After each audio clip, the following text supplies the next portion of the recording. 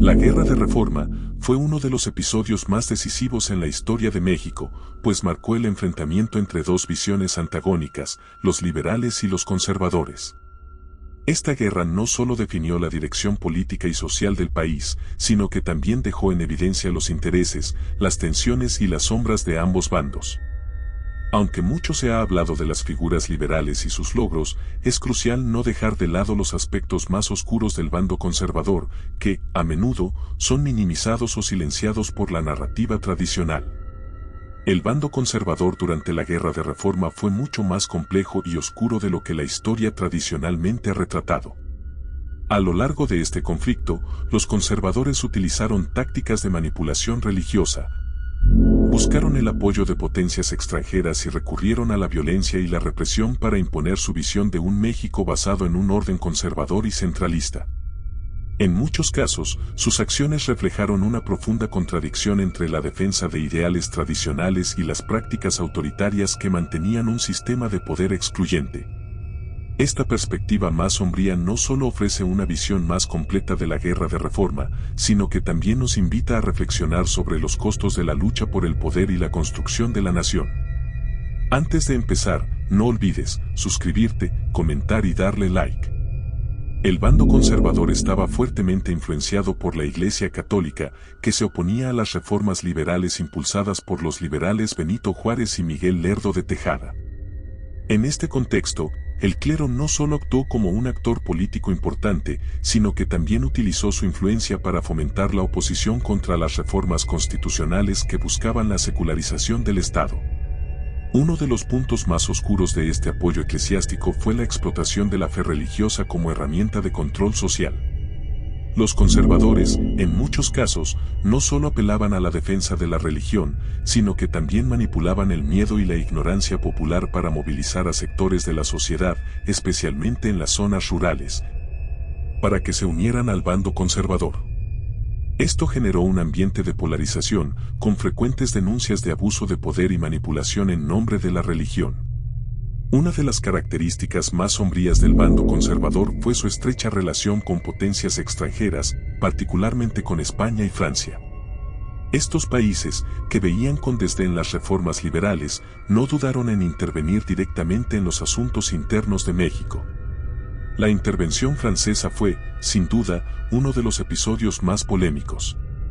El Tratado de Miramar, firmado entre los conservadores mexicanos y el emperador Napoleón III, es uno de los ejemplos más claros de cómo los conservadores buscaban un modelo de gobierno monárquico en México, con el archiduque Maximiliano de Habsburgo como emperador.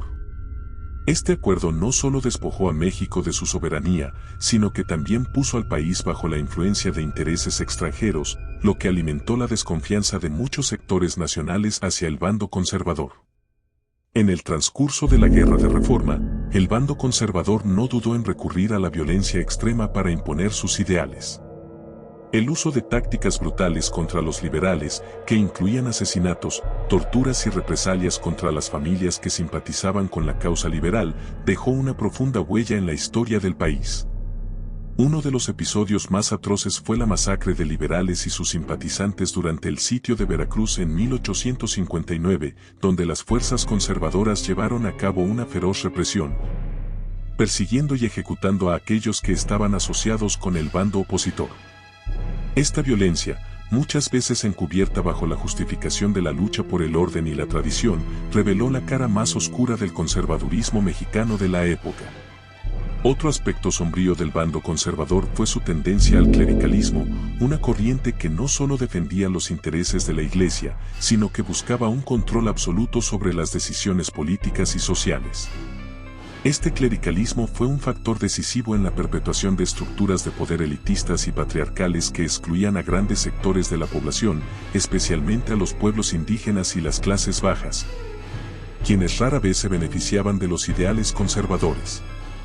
Este control también se manifestaba en la educación, donde los conservadores defendían un sistema educativo exclusivamente bajo el control de la Iglesia, excluyendo a sectores que buscaban una educación secular y progresista. La resistencia al acceso universal a la educación fue otro de los aspectos más oscuros de su agenda, pues mantenía a grandes partes de la población en un estado de ignorancia y sumisión. El bando conservador, en su afán de preservar la tradición y los valores nacionales, muchas veces caía en la contradicción al utilizar prácticas autoritarias y reaccionarias para imponer un orden tradicional que en realidad beneficiaba únicamente a los sectores más privilegiados de la sociedad. La defensa de la monarquía o de un gobierno centralista no solo significaba el rechazo a las reformas liberales, sino también la perpetuación de un sistema de clases que mantenía el poder en manos de una élite política, militar y religiosa. La propaganda conservadora apelaba constantemente a la unidad nacional y la preservación de la cultura mexicana, pero a menudo pasaba por alto que esa unidad y esa cultura estaban construidas sobre un sistema excluyente y profundamente desigual que no favorecía a la mayoría de la población. La Guerra de Reforma fue un conflicto complejo y sangriento que expuso muchas de las tensiones más profundas de la sociedad mexicana del siglo XIX. El bando conservador, al igual que el liberal, tuvo sus momentos oscuros y acciones que contribuyeron al sufrimiento de la población.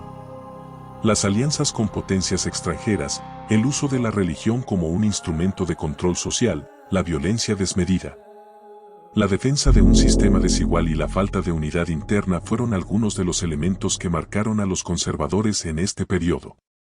Si bien la Guerra de Reforma terminó con la victoria liberal, los ecos de este conflicto y las tensiones sociales que provocó seguirían afectando a México en las décadas posteriores. Yo me despido, no sin antes decir que sabemos y que creemos saber.